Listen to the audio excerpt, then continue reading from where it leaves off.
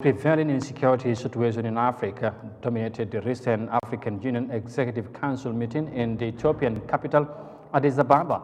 Attended by Minister of Foreign Affairs and head of delegations from the member states of the African Union, the leaders also discussed the unconstitutional change of governments in several African countries. Now, during the summit, the leaders were, of course, able to approve major decisions on multi-sectoral related issues. Let's have more details of that in this report. The foreign and international affairs ministers of African Union member nations are deliberating on crucial matters of the continent. So far, it's the peace and security situation in Africa that is dominating their 2 days of talks.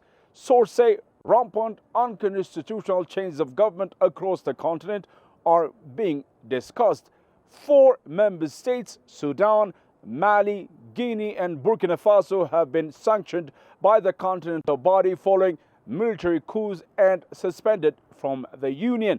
The African Union Executive Council is also discussing ways of preventing terrorism and extremism as well as ethnic-based violence in Africa. But it's not all gloomy, for the continent has managed to provide African solutions for some African problems. A case in point is the recent peace broker in Ethiopia. Here, the African Union managed to help the federal government and the rebels in the north to strike a peace deal which helped to stop a 2-year war in the Eastern African nation. Over the weekend, the 36th African Union Heads of State Summit will be staged. Already, leaders are arriving in the host city, Addis Ababa. The summit is expected to approve key decisions over multifaceted areas.